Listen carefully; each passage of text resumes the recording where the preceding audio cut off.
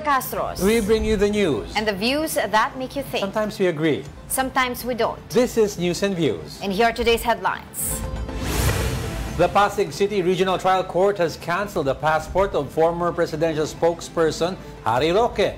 This stems from qualified human trafficking charges linked to his alleged involvement in a pogo hub in Porac, Pampanga. An Interpol Blue Notice has been issued for resigned Congressman Zaldico. The ICI has not made a finding of guilt or liability against Congressman Martin Romualdez in its referral to the Ombudsman. Tropical Depression Verbena maintains its strength as it moves towards the Negros Island region. First in the news, former presidential spokesperson Harry Roque says he will file a motion for reconsideration regarding the cancellation of his passport. Here's the report. The Pasig City Regional Trial Court has canceled the passport of former presidential spokesperson Harry Roque. The cancellation stems from qualified trafficking in persons charges filed against him in connection with alleged unlawful activities of the Philippine offshore gaming operators in Porac, Pampanga. In a Facebook Live broadcast, Roque stated that he plans to file a motion for reconsideration regarding the matter. Well, unang-una po, hindi pa po pinalyan. Kaya nga po ako nagtataka kung bakit lahat sila ay sinasabi na kanselado ng passport ko.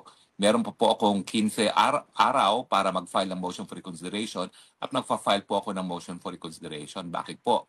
Kasi sa tingin ko, mali po yung reasoning ng hukuman. He also argued that the court's justification for revoking his passport was flawed, stressing that the right to seek asylum is a recognized human right. So, sa tingin ko po, kapag ikaw ay humiling ng asylum sa ibang bansa, hindi po yan unjustifiable. Hindi po yang walang dahilan para hindi bumalik ng Pilipinas. Ang katotohanan po, yan ay karapatang pantao. At hindi dapat sasabihin na unjustified po yan. Meanwhile, Presidential Communications Office Secretary Dave Gomez said the cancellation of the passport is part of the judicial process. He explained that his actions, including the issuance of red notices, aim to compel fugitives abroad to return and face charges. Gomez emphasized that revoking their passports is within the state's authority and ensures they are brought back to the country to undergo legal proceedings. This is all part of the judicial process, no, Maricel, as we know. Nasa labas ng bansa yung mga tinatawag natin yung mga fugitives from justice.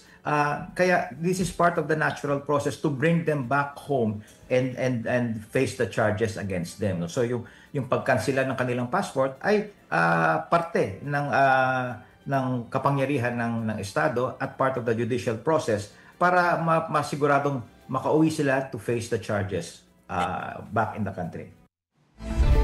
The ILG Secretary John Vic Remulla confirms that an Interpol Blue Notice has been issued for resigned Congressman Zaldico. Here is the report. An Interpol Blue Notice has been issued for former Congressman Zaldico. This was confirmed by Interior and Local Government Secretary John Vic Remulla. A Blue Notice alerts all Interpol member states to monitor the movements of the person tagged. The DILG says that they are now working to elevate this to a red notice. The Blue Notice is out. Now that we have now that he is good, the arrest warrant, the red notice can be out, and then we will further determine kung nasaan talaga siya. No matter where you are in the world, we will find you. If you are at large, we will find you. If you are hiding in the Philippines, we will find you. Meanwhile, authorities suspect that Ko may have traveled using another passport and possibly a different name when he left the country. This is why securing a red notice from Interpol would be a significant step. Ang hula lang namin, reportedly he has another passport that he's using. We believe he's traveling with another passport. We do not know if he's using another name, so bine-verify pa namin eh. Aside from Zaldico, 3 other accused individuals are believed to be abroad, including some of his employees from SunWest. These include Derma Angeli Alcazar, president and chairman of the board of SunWest, reportedly in New Zealand, and Cesar Benaventura, treasurer, reportedly in New York, USA. Save for Zaldico, the other members who are believed to be abroad have made contact with our law enforcement agencies and expected to show up at the embassy and begin immediate repatriation towards the Philippines. They have done so voluntarily. So many Oo. notices have been Pero issued hindi, yesterday. In hindsight, ito yung tinatanong ng tao, bakit ano yung importance ng Interpol? Kasi naging issue yun kay PRRD, PRRD at saka kay Canela Bato, yung jurisdiction ng Interpol. You see, hindi rin natin mahahabol yung mga taong tumatakbo from the law, even linked to corruption charges. Hindi natin mapapauwi kung wala tayong coordination with the Interpol. So that's why hindi naman natin bansa yun kung nasa. So that's why when Interpol asks naman for our assistance, diba, it is but just right naman na we also provide them with assistance. Yeah. Well, if you can remember, Alice Go, diba, when she left the country through backdoor channel at nakuha siya sa saan nga siyang bansa nakuha? Malaysia ba? Hindi ko na maalala. Malaysia or somewhere like that. Oo, pero it was the Bangkok, help, diba? Diba may Interpol. help ang Interpol doon And sa si atin. Arnie Tevez. Oo. Ngayon, the question lang is, how effective is this blue notice kung isang tao ay humahawak ng ibang pasaporte? Kasi diba sinasabi nga ni DILG Secretary John Vic Rimulya, baka meron silang hinala na gumagamit ng ibang pasaporte itong si former Congressman Zaldico using different names. Hindi, well, the blue notice naman is just merely a tracking notice. Yes. In other words, we'll look out for it. It doesn't matter kung ano passport mo. Basta yung physical personality, tinitignan ka namin from a distance through intelligence. So, for example, let's say, hypothetically, Zaldico is in Spain. Interpol will coordinate with Spanish intelligence authorities and in coordination with them, and then in coordination with the authorities of the nation that the person is in, they'll monitor him. When the red notice comes in, then may coordination pa rin yan to pick him up. A step higher than blue notice is red notice. Red notice is yung police mismo may tutulong na sa pag-locate at pag-arrest. The police of where the person is. Because so ngayon ang question dyan kasi, ang gusto ko malaman is, bakit hindi na lang, meron bang certain process, legal process na kailangan mag-blue notice muna? Or pwede ba because we have already arrest warrants here in the Philippines na automatically makes him a fugitive, hindi ba pwedeng red notice na agad? Kaya nga, i-upgrade na sa red notice because may arrest warrant. Pag walang arrest warrant from the nation na gusto kumuha sa kanya, you cannot issue a red notice. Kasi a red notice is telling Interpol, oy, he is wanted here, he is a fugitive, may arrest warrant siya, and we need you to arrest him for us because he is not in our country of jurisdiction. Ang blue notice, wala pang warrant pero may pending case ka. So parang ilbo. Di ba? We will monitor you. Notice lang talaga. Parang ilbo lang yan. But also, kasi ang bilis yesterday, we were talking to PAOK spokesperson Winston Casio regarding the cancellation of passport of Cassandra Ong and other suspects sa link na dito sa Pogo scam na to dito sa Philippines. And at that time that we were talking to him, they will relate pa daw the matters to agencies para nga magkaroon ng cancellation ng passport. But at the end of the day, before the end of the day, meron ng cancellation of passport. Ngayon, ang tanong natin dito kay Zaldico, bakit until now, hindi pa nila mag-cancel yung passport niya? Diba? Yun, that's a question that we need to ask as well. Pero parang sabi ni Casio kahapon was, they will not, the word was not, they will relay, but it has been relayed. But wala pang, they're in the process. Wala pang tugon. Oo, pero yes, yun na nga, meron na yun eh. Meron ng cancellation of passport. Di ba cancel na passport ni Saldi? No, wala pa. Hindi pa cancellation ng passport. Alam ko wala pa. Well, pag magkakaroon ng red notice na, yun na yun. Okay. Right, 8 DPWH officials linked to the multi-million peso road dike scam in Oriental Mindoro are under the custody of authorities. Here's the report. Following a series of arrests over the weekend, 8 DPWH Mimaropa officials ordered detained for graft and malversation were brought today to the 5th and 6th divisions of the Sandigan Bayan. These charges are in connection with the alleged 289 million peso road dike ghost project in Nauhan, Oriental Mindoro. The booking procedure and issuance of commitment orders lasted 5 hours. Of the 8 arrested, only 1 was allowed to post bail. She is Juliet Calvo, Chief of the Maintenance Division of DPWH Mimaropa. Her bail was set at 90,000 pesos. No bail was recommended for the others. 6 male suspects were brought to the New Quezon City Jail male dormitory, while Lerma Caico was committed to the female dormitory at Camp Karingal after the Sandigan Bayan released their commitment orders. The DILG and BJMP assure the public that no special treatment will be given to the arrested officials. In fact, they have been placed under general population in Building A of the jail facility. The use of gadgets is strictly prohibited, though visits will be allowed within limited hours. Kasama na lang mga regular na nakukulong dito sa Quezon City. As directed by Sandigan Bayan, dalhin sila rito. Dinala namin dito. Hindi ho namin hiniwalay ang tasking ng isang regular na nakakulong. Igising po sila sa umaga, take personal necessities, then kakain, then may sunning area po kami sa taas. Pwede rin ho silang maglaro dyan ng whatsoever.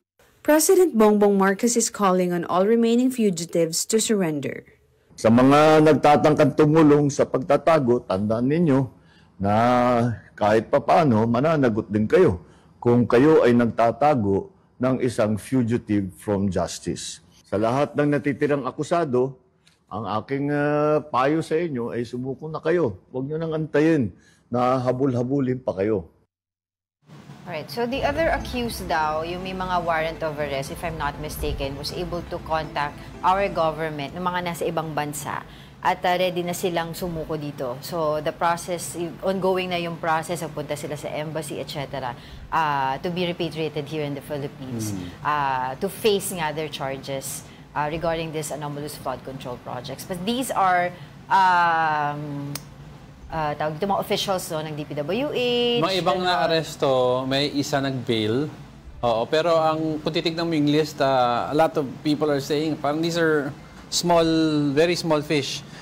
These are engineers, assistant engineers, accountant, di ba? If they have the same level of evidence against them, bakit daw yung mga bigger fish? Kay Saldico pa lang, nahihirapan na mag-cancel ng passport Patagalan, pero itong maliliit nakuha na daw, di ba? So, well, yesterday, finally, si Pangulong Bongbong Marcos was able to address etong video statement mismo ni former Congressman Zaldico, because for how many weeks or how many days that it was released, yung mga first video statements, sabi niya, I don't want to dignify this, diba? Yeah. Pero yun, nasagot naman niya yesterday, at ang hamon nga niya is for Zaldico to go home here para magkaroon daw ng weight yung mga sinasabi niya. Sabi ni Pangulo, nandito naman ako di ba? Pupunta ka rin dito. But of course naman, you cannot take it away from the people who are bumabangga sa presidente. Presidente ng Pilipinas ang kalaban mo. Di ba? So, syempre, the full weight of the law is also against you. Kahit sabihin mong hindi ganun, mahirap makabangga ang isang very powerful person. Of course, yung sinasabi ni Zaldico dito is the threat to his life. Diba? The reason why siya ay nagtatago at hindi siya nagpapakita at hindi umuwi dito sa Pilipinas. So, wala pa sa table yung usapin kung siya ay pupunta dito talaga sa Pilipinas. Well, he should. Huli na dapat talaga. Diba? Para to put an end to it, and he should go ahead. Para sa kulungan siya magpasko. Diba? Alright, our tropical depression Verbena has maintained its strength. Let's get more updates from Pag-asa weather specialist Lian Loreto. Lian, thank you for joining us. Good morning po, Sir Angelo and Miss Angela, at sa lahat po ng ating mga taga-subaybay. Kaninang alas 8 po ng umaga, yung si Tropical Depression Verbena ay nasa may vicinity na ng Canlaon City, Negros Oriental. May taglay pa rin na hangin na abot sa 55 km per hour at pagbugso na abot sa 90 km per hour. Kasalukuyan po itong kumikilos pa west-northwestward sa bilis na 20 km per hour, at nakikita natin ngayong araw ay magpapatuloy po itong bagtasin ang Sulusi at posible nga po maglandfall muli sa may northern Palawan ngayong gabi. At inaasahan nga po natin bukas naman po ng umaga ay nasa may West Philippine Sea na ito, at by Thursday morning ay makakalabas na po ito ng ating area of responsibility. At ngayon meron pa rin po nakataas na wind signal number 1 sa may Occidental Mindoro, Oriental Mindoro, Romblon, northern and central portions ng Palawan, kabilang ng Calamian, Cuyo at Cagayan Silio Islands, mainland Masbate, Antique, Aklan, Capiz, Iloilo, Guimaras, Negros Occidental, Negros Oriental, Siquijor, Cebu, Bohol, Samar, Eastern Samar, Biliran, Leyte at Southern Leyte, maging sa may Dinagat Island, Surigao del Norte, northern portion ng Surigao del Sur, Agusan del Norte, northeastern portion ng Agusan del Sur, Camiguin, Misamis Oriental, northern portion ng Misamis Occidental, maging sa may northern portion ng Zamboanga del Norte. So automatic po sa lahat ng may wind signal number 1 ay bawal pong pumalaot at meron din po tayo nakatas na gale warning naman po sa may seaboards ng Northern Luzon, bawal din pong pumalaot yung ating mga kababayan dyan. At sa ngayon nga po, no, aside dito sa ating binabantayan ng si Bagyong Verbena, itong shear line din ay magdadala rin po ng mga pag-ulan. Inaasahan natin yung malalakas na mga pag-ulan ngayong hapon hanggang bukas po dahil sa combined effects nitong Bagyong Verbena at dito din po sa shear line sa may Northern Luzon area hanggang 100 to 200 millimeters po yan na mga pag-ulan, which is equivalent po no sa 8 hanggang 16 na timba ng tubig na ibinuhos po sa 1 meter squared na area. So kung meron po tayong ganun na mga pag-ulan, ay posible po talaga yung mga malawakang mga pagbaha. Kaya't mag-ingat po yung ating mga kababayan dyan. Aside po doon, no, pati dito po sa may eastern section ng Central Luzon, maging sa may Calabar Zone at Metro Manila, meron din po tayong mga pag-ulan dahil po sa shear line. Ayun. Lian, no, parang nagulat ang lahat kasi parang sabi nila parang tahimik siyang pumasok dito. Although kasi signal number 1, pero overall, kung saan siya nag-landfall, ano ang effect naman ng ulan doon? Well, sa ating mga nakikita, no, ay meron nga po tayong mga malawakang mga pagbaha. Meron din pong localized floodings at sa ngayon po, yun po yung mga report na dumadating po sa atin dito. At actually, meron naman po tayong daily weather updates. Yes, Actually, twice a day po tayo nag-update ukol dito sa pamumuo nitong Bagyong Verbena.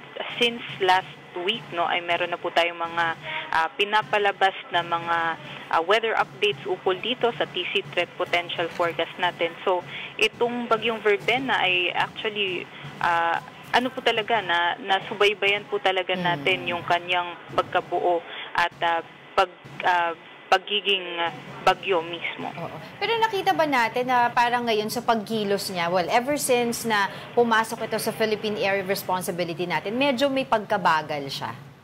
Well, actually, normal naman po or average speed lang naman po siya, 20 kilometers per hour po. Alright. Okay, may nakikita ba tayong iba pang weather system outside of Philippine Area of Responsibility na maaaring pumasok?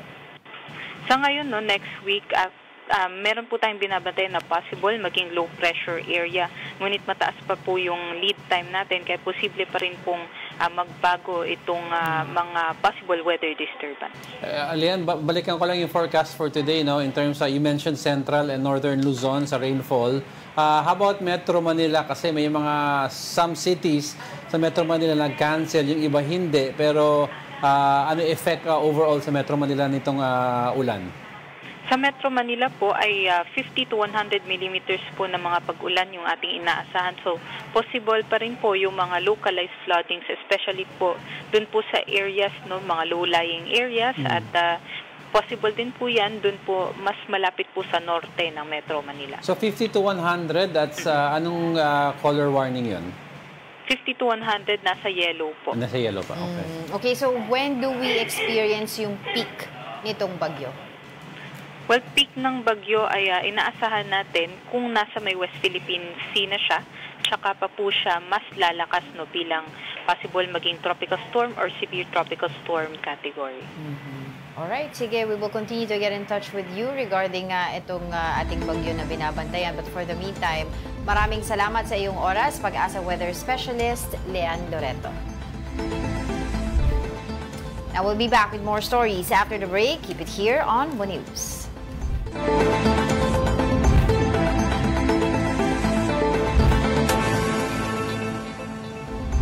Good morning. You're still watching News and Views here on One News. The ICI turned over documents to the Ombudsman related to Congressman Martin Romualdez's role in anomalous flood control projects, but stopped short of saying which laws the president's cousin had possibly violated. Let's get more details from Mobile Journal Arles de los Santos.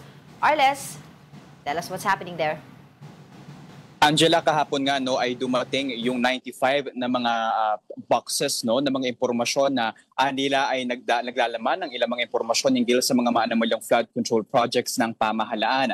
Pero nandun din, no, matatandaan natin na nag-file ang ICI ng recommendation sa Ombudsman patungkol doon sa pagkakaso daw dapat, no, kaya pag-imbestiga rather kay dating House Speaker Martin Romualdez kaugnay pa din ng mga flood control scandal. Hindi pa tayo nakakakuha ng exact mula sa ICI, no, kung bakit nga ba investigasyon lamang at hindi pa na ililista, no, yung mga batas na dapat iparusa o kung posible nga ba na panagutin itong si dating House Speaker Martin Romualdez.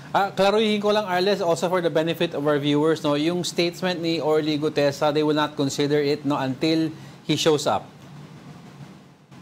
Tama ka dyan, Diego, no? At hanggang sa ngayon, hindi pa natin nakukumpirma sa ICI kung kasama ba sa ipatatawag itong si Orly Gutesa, no, na hanggang sa ngayon palaisipan kung nasaan nga ba at sinong kinatawan daw ba ng pamahalaan ang kasalukuyan na nagbabantay dito. Pero matatandaan na itinanggi na ng Marines, no, na sinabi ni Representative Mike Defensor na ngayon daw nagbabantay o nasa kustodiyan nila itong si Gutesa. May binanggit ba ang ICI or any indication as to ano yung level ng culpability na possible harapin ni Speaker Romualdez if he's not directly charged with the corruption issue?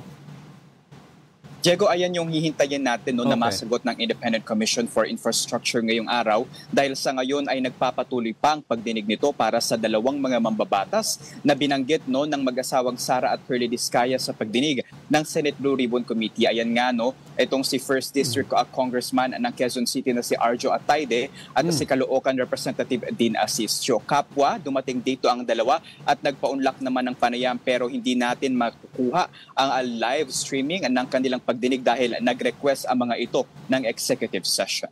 Yeah, but prior to the request of the executive session, di ba meron na talagang plano naman na magkaroon ng public hearing ng ICI? But until now, hindi pa rin yun nangyayari. Ano yung balita doon, Arles? Angela, actually, nung mga nagdaang araw, hinihintay natin itong guidelines ng ICI, no, patungkol sa live streaming. Ayon sa kanila, hindi rin magsisimula yung live streaming hanggang hindi pa na pubuo, no, itong guidelines on rules of procedure nito, no. Pero nang lumabas nakita nga natin doon na pwedeng mag-request ang kanilang mga resource person ng executive session kung sila ay nararamdaman nila na maaari silang malagay sa panganib at nang sa gayon din daw maiwasan ang trial of publicity. Kaparehas na dahilan kung bakit hiningi ni Atayde at ni Asistio ang executive session dito sa ICI. Go ahead. So is it going to be this is the first time that Arjo Atayde came out in the public regarding this and went to ICI? Will there be another time na nakaschedule siya to appear on the ICI, at the ICI? Angela, nakita natin, no, na matapos pumutok itong usapin o pag-ugnay sa kanya ng mga diskaya sa anomalya ng mga flood control projects, no, September 8 yan, no, 2025. Nakita natin na may ilan siyang mga public engagement, mga relief operations, pero nag-deny na rin siya, no, ng kanyang pagkakaugnay dito sa mga diskaya, no. Pero sa ngayon hindi pa natin makukumpirma kung magbabalik nga ba siya at mulang ipatatawag ng komisyon, pero inaasahan natin na sa pagtatapos ng pagdinig nito ngayong araw magkakaroon tayo muli ng pagkakataon na matanong sa kanya kung ano nga bang napag-usapan sa pagdinig dito sa komisyon. Arles, baka you can give us a slight recap na officially na may recommendation na ang ICI sa Ombudsman sa mga politiko na possible na kasuhan na?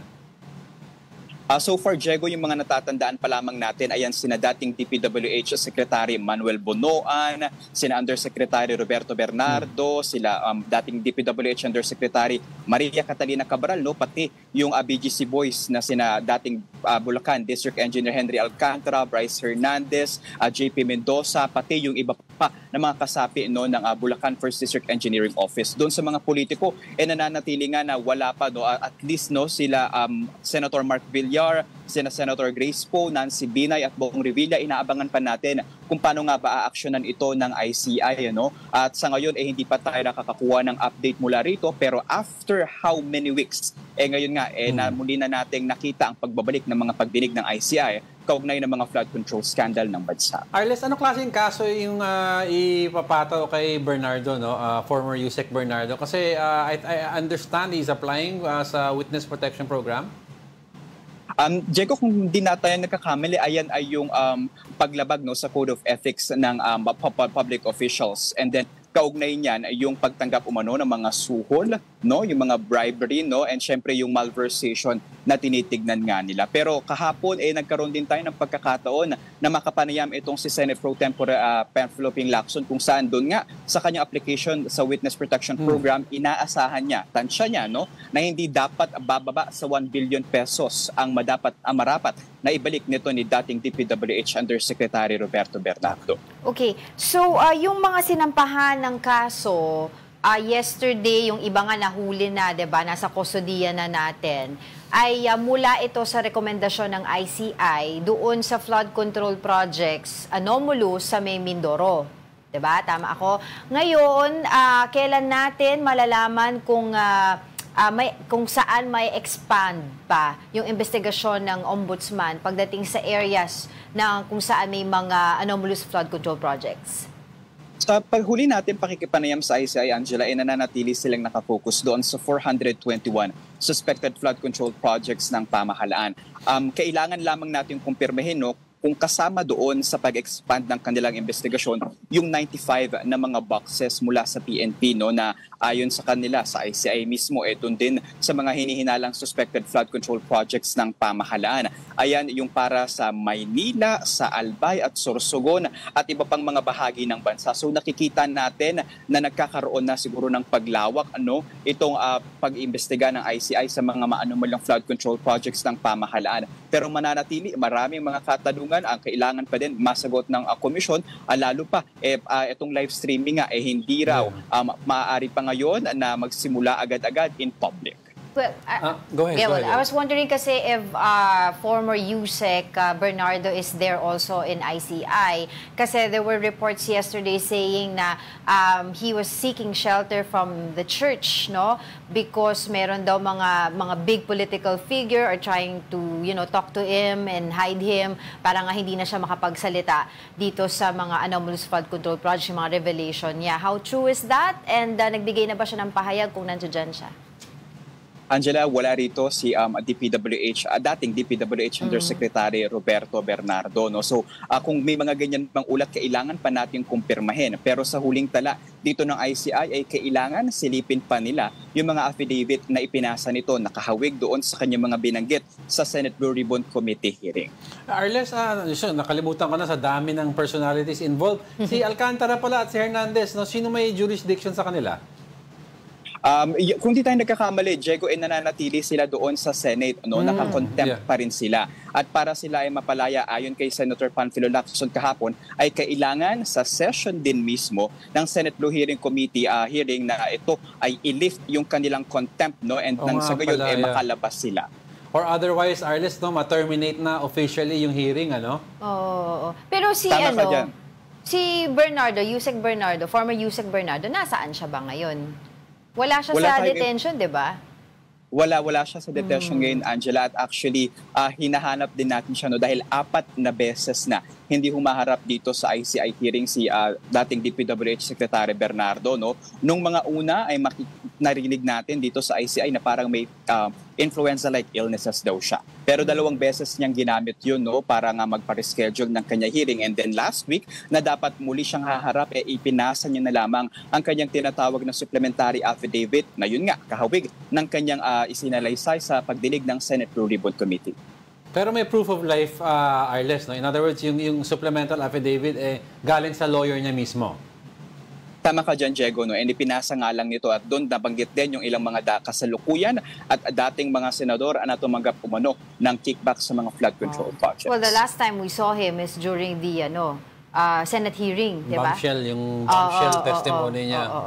Pero ang tanong ko lang din, kasi since si Congressman Atayde is there sa ICI nga for the investigation, were you able to talk to him prior to the going inside the office?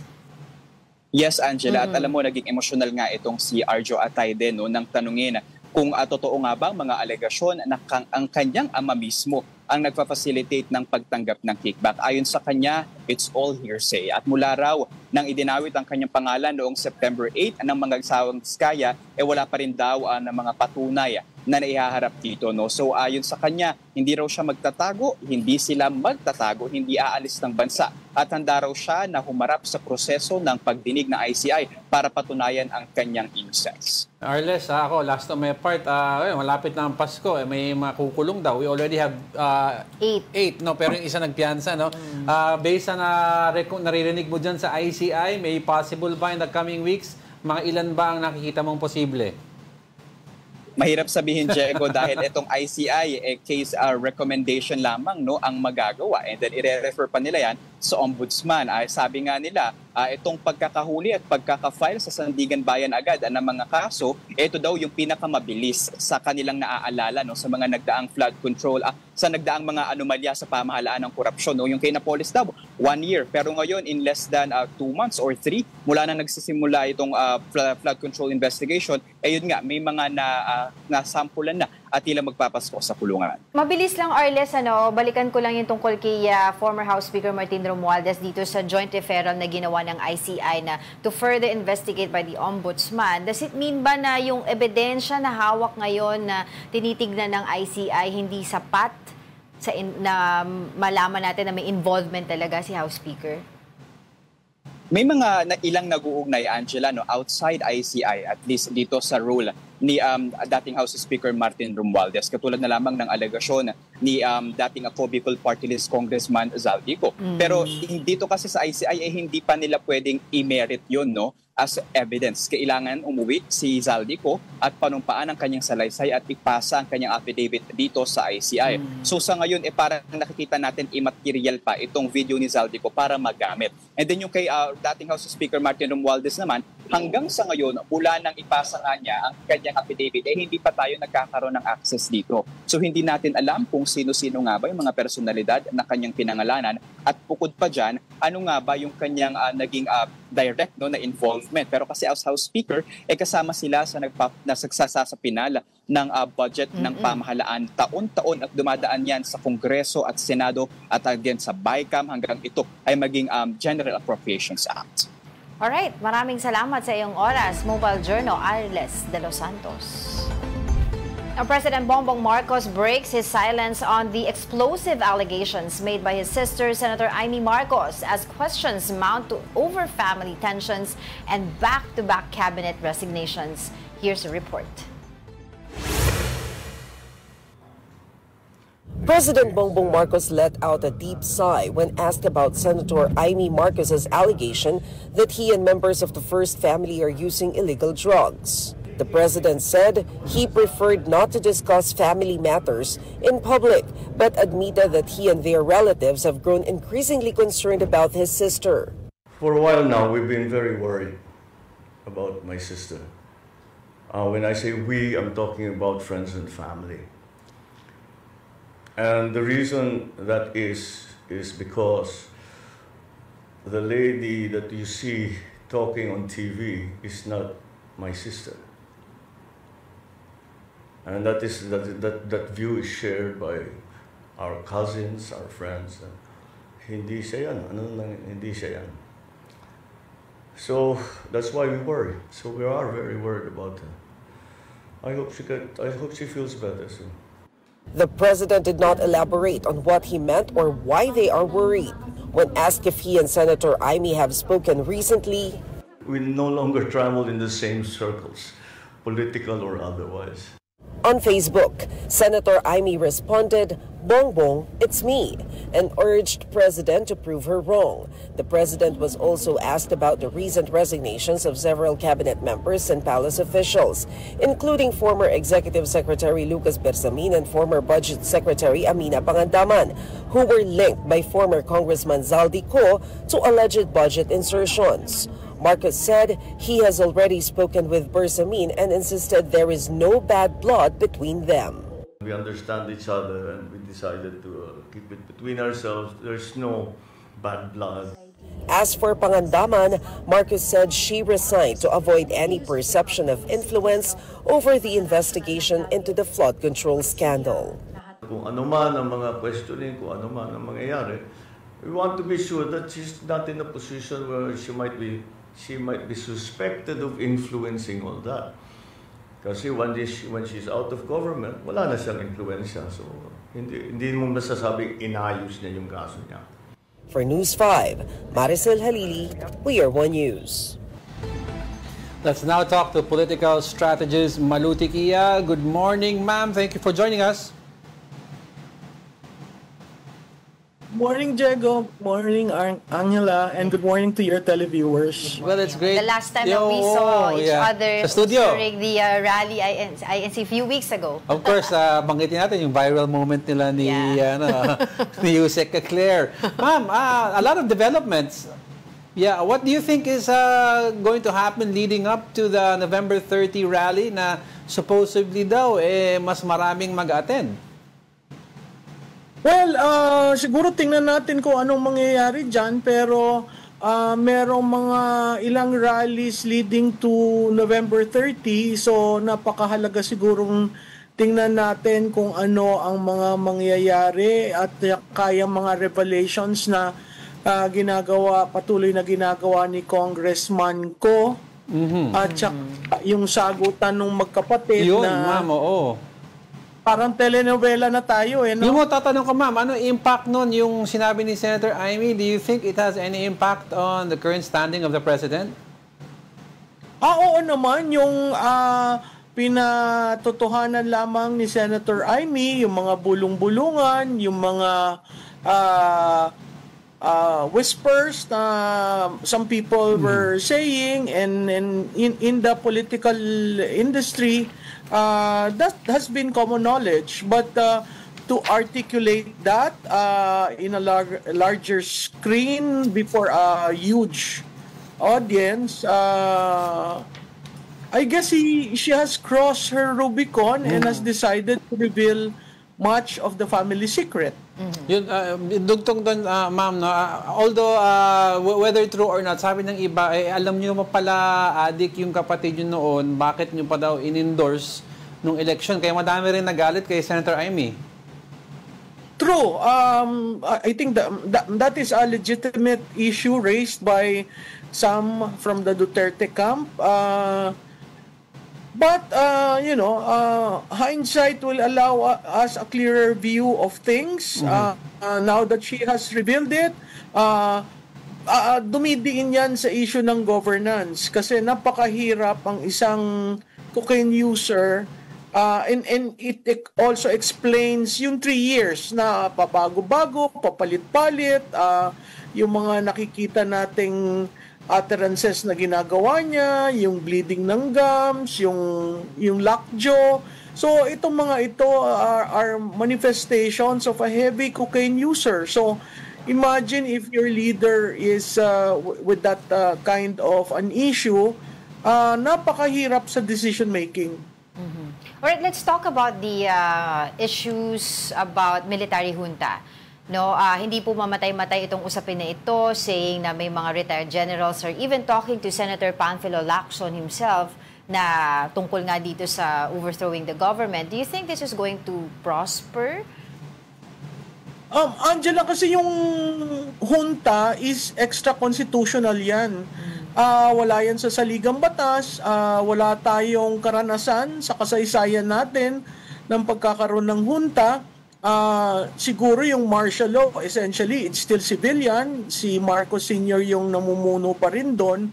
Pero yung junta, para pag-isipan yan, parang mas lalong malulugmok ang ekonomiya natin pag nagkaroon ng junta. So, kailangan nating i-arrest talaga yung pagbaksak ng ekonomiya natin. At yan hindi masosolbahan kung ang ating proposal ay isang military junta. Kahit nga yung caretaker government, wala naman yan sa batas. So, mahirap i-consider itong mga permutations ng extra-constitutional. So, within the Constitution, ma'am, what do you think is the best possible approach to stabilize the entire nation? Kasi tuloy-tuloy itong political drama this year. It's escalating. And then next year, pag umabot ng January, February, alam naman natin, ubos na ang pera ng tao, yan ang peak ng galit. At saka different groups, different cry, di ba? Different yung sigaw nila. One would be mag-resign both one, mag-resign lang si Presidente, and then of course, yun nga, yung transitional government, snap election, etc. Ang daming calls. So how can we stabilize this before it totally impacts the economy? Sa tingin ko, Diego at saka Angela, hindi tayo babalik sa EDSA 1 and EDSA 2. Okay. Kasi ang EDSA 1 at EDSA 2 may national cohesion.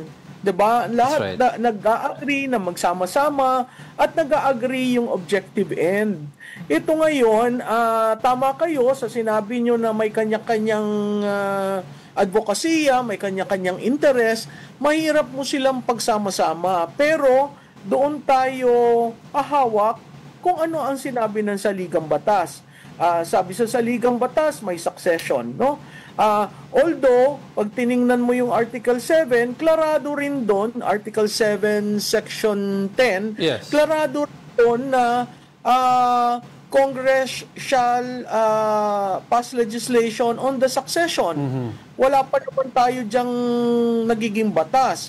So kung titingnan mo yung succession natin, Presidente, Vice Presidente, Senate President, Speaker.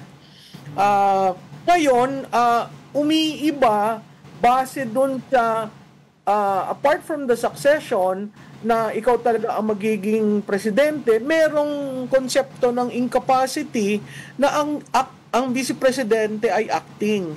So doon lang pumapaloob. Anything beyond that ay isang bagay na wala sa saligang batas. May nagko-call sa kanilang dalawa to resign. Pag tiningnan mo uli yung saligang batas, may provision sa vacancy in both.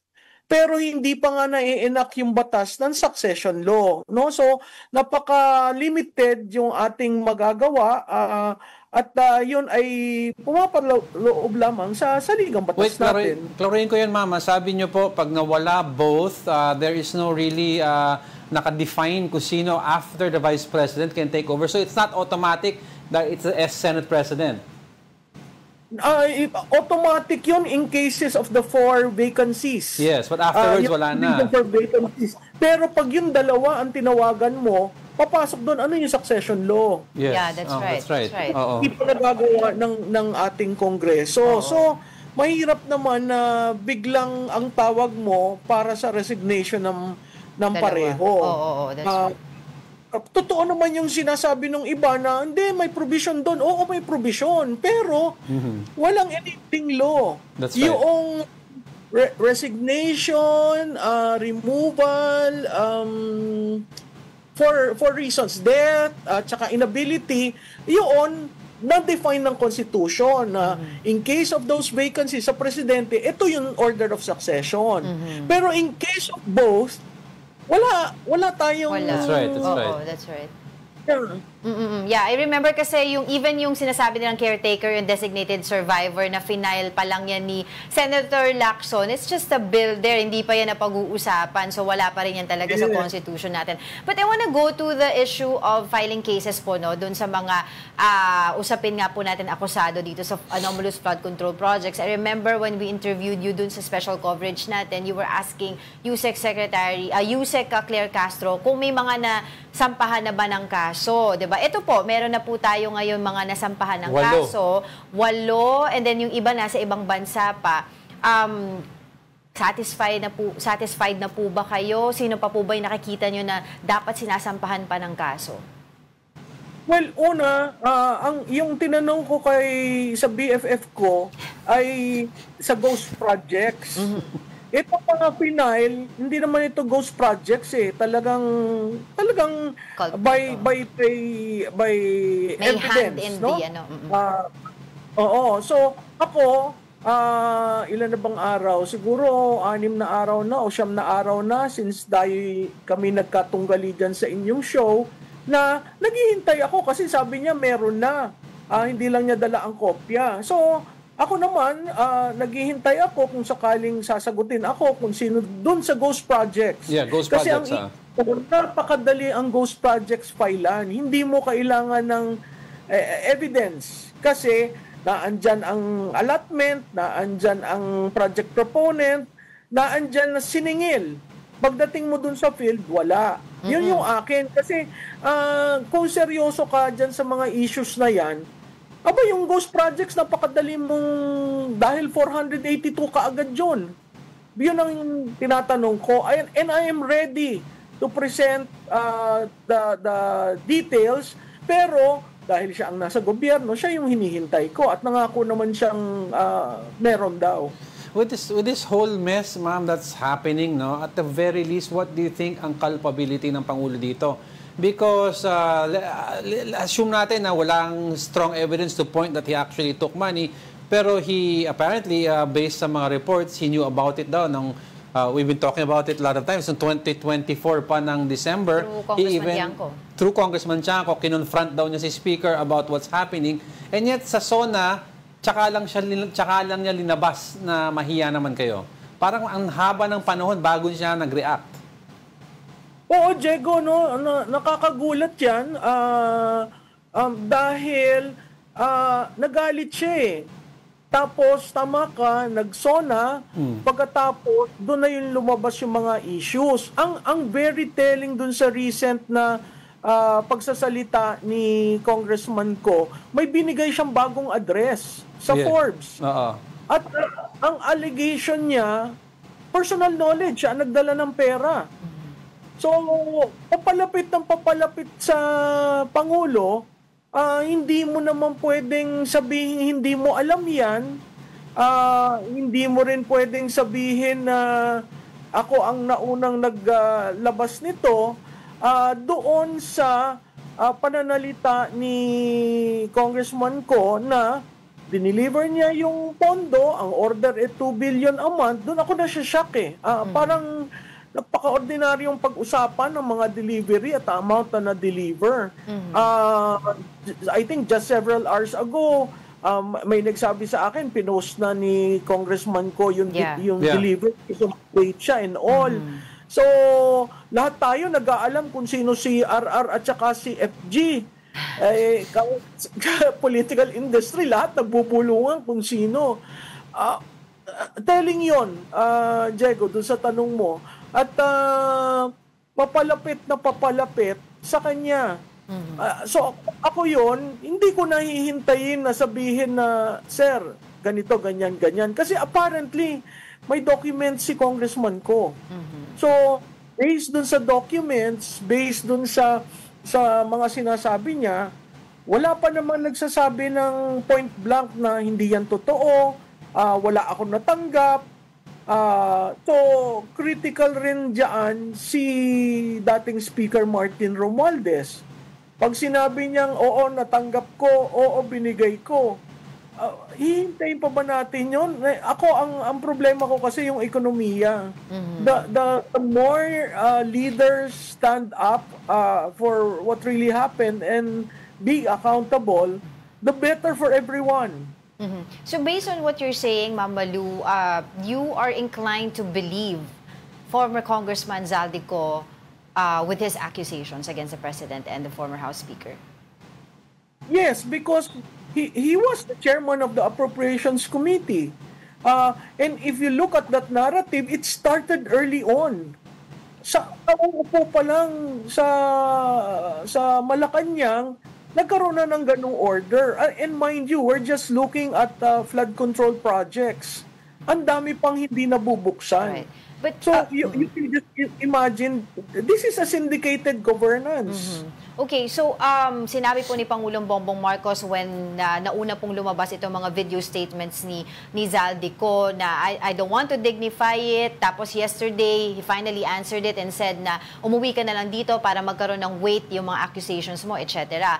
But after the first video statements ni Zaldico, doon lumabas din yung balita na of course they let go Lucas Bersamin, Amina Pangandaman. So what does this tell you? If he says na walang weight yon, why would he let go two of his main cabinet members? That's a very good question. It only tells you that Zaldico is telling the truth. Why will you allow, in the circumstance by which E.S. Bersamin was let go, as well as Secretary Pangandaman, is very telling. Naalis yung Batang Bersamin, naalis si Olaybar. Ang hindi na lang naaalis dun sa sinabi si Jojo Cadiz, no? At siguro yung pagkasabi ni Congressman ko kahapon, klumaklaro kung ano yung role ni Yusek Cadiz. So, yung reaction nila parang nagsasabi na may katotohanan yung sinabi kasi pinaalis, no? Although ang script, nasabi nga ni Senator Ping Lacson, sila lang ang gumagawa at sila ang nagplano at hindi alam ng Pangulo. Bilang dating nagtrabaho sa Office of the President, yan ay malaking bola kasi lahat na nangyayari sa Office of the President, alam ng ES at alam ng Presidente. Yung doon sa sagot niya kay Amy Marcos, para rin niyang pinagkakatotohanan ng pagsagot niya. Kasi sinabi niya, we don't wash dirty linens in public. That is his characterization. So may dirty linen.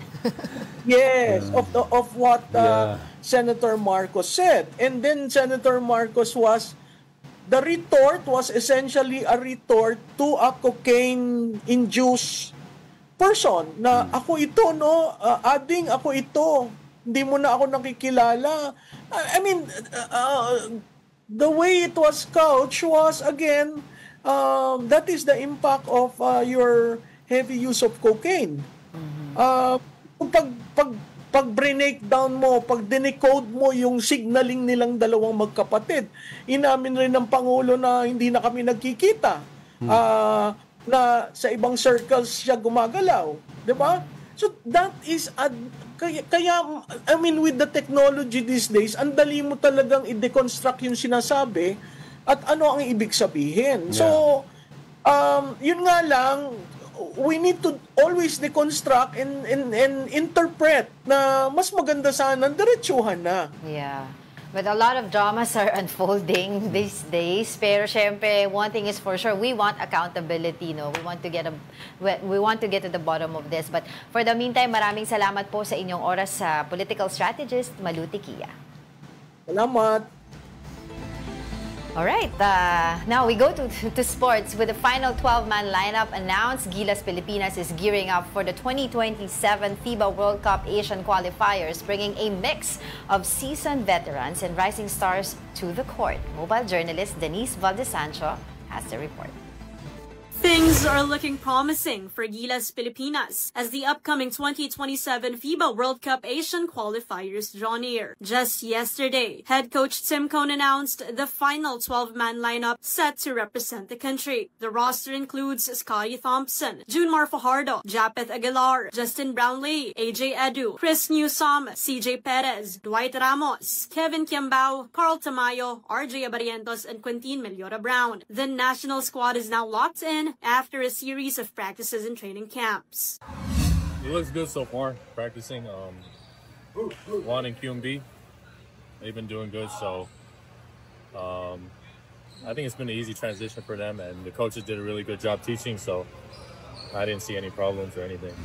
As one of the veteran right now, no, sobrang excited kami for you guys kasi sobrang laking helps sila sa amin, especially sa guard position and big position. So for Key Edition big man QMB, here's what he says he can bring to the team. I mean, for me, defense and the focus on details and the hard work, effort, just all out. Those are the things I can control, and those are the things that I give everything I have. Meanwhile, PBA rookie Juan Gomez de Leaño, Troy Rosario, Jamie Malonzo, Ange Kwame, Kai Soto, and Calvin Oftana failed to make the final cut. Soto, though present in the practice, is still recovering from his ACL injury. Gilas Pilipinas will play home and away games against Guam beginning November 28 in Guam, followed by the second game set for December 1 at the Ateneo Blue Eagle Gym. Head coach Tim Cone says he is confident in the team's growth and chemistry. The group that's been with us, because these guys understand and they know each other. They've been through failure and they've learned from those failures, and that's made them stronger. So we expect a stronger team against Guam. Kapatid Denise Valdesancho, we are One News.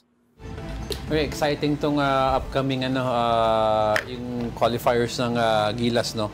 Kasi medyo we have a younger team Sayang, we were excited to see Gomez Diliano kasi maganda yung record niya.